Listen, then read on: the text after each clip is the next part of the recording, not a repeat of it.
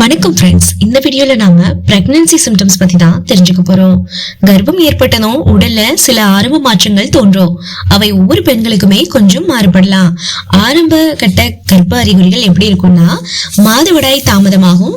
வழக்கமான தேதியில மாதவிடாய் வராம தாமதமாச்சுன்னா இது முக்கியமான அறிகுறி. வாந்தி, மயக்கம் ஏற்படலாம். குறிப்பா காலை நேரங்கள்ல வாந்தி, மயக்கம், தலை சுற்றல் இது மாதிரி ஏற்படலாம்.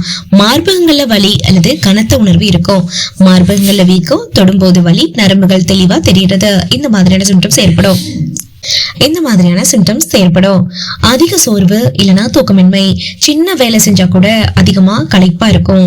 அடிக்கடி சிறுநீர் கழிக்கிறது, உண்மை விட அடிக்கடி, அதாவது இப்பதான் இருந்துட்டு வந்தா அதுக்குள்ள திரும்ப வருதே அந்த மாதிரி அளவுக்கு அடிக்கடி நீங்க சிறுநீர் போக வேண்டிய நிலை ஏற்படும்.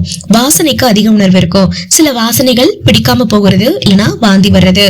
இப்போ அரிசி உலைக்கஞ்சி வைப்போம்ல, சாப்பாடு வடிச்சிட்டு இருக்கும்போது அது பாயில் ஆயிட்டு இருக்கும் போதே, வெந்துட்டு இருக்கும் போதே ஒரு மாதிரி ஒரு ஸ்மெல் வரும்ல, அது கூட நிறைய பேருக்கு பிடிக்காது. அதே மாதிரி பால் கொதிக்க வைக்கும் போது அந்த பால் ஸ்மெல் கூட சில பேருக்கு ஒத்துக்காது.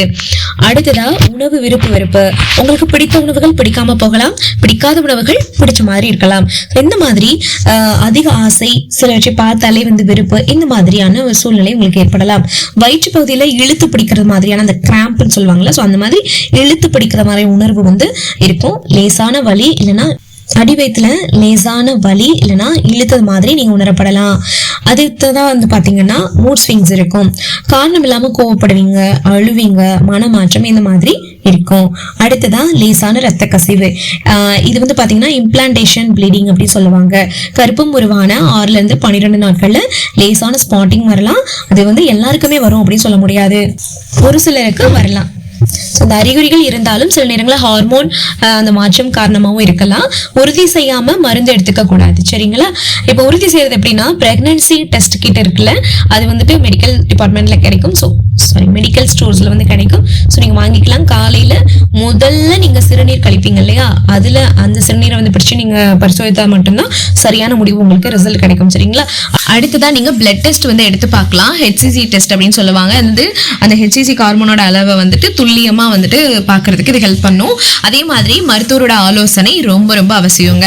ஸோ நீங்க பிரெக்னன்சி டெஸ்ட் பாருங்க. அதுல நெகட்டிவ் ஃபீல் பண்ணாதீங்க. நீங்க டாக்டர்கிட்ட போய் கன்சல்ட் பண்ணுங்க, சரிங்களா? அப்படியும் உங்களுக்கு நெகட்டிவ் இருந்ததுன்னா டாக்டர் உங்களுக்கு அட்வைஸ் பண்ணுவாங்க. ஓகே ஃப்ரெண்ட்ஸ், இந்த டிப்ஸ் உங்களுக்கு ரொம்ப யூஸ்ஃபுல்லா இருந்திருக்கும் நம்புறேன். யூஸ்ஃபுல்லா நினைச்சீங்கன்னா லைக் பண்ணுங்க. இனிமே பாத்தீங்கன்னா 1 வாரம் 2 வாரம் 1 மாதம் கர்ப்ப அறிகுறிகள் எப்படி இருக்கும், அண்ட் கர்ப்பம் வந்ததும் செய்ய வேண்டியதோ செய்யக்கூடாதது என்ன அப்படிங்கறத நம்ம தொடர்ந்து பார்க்க போறோம்.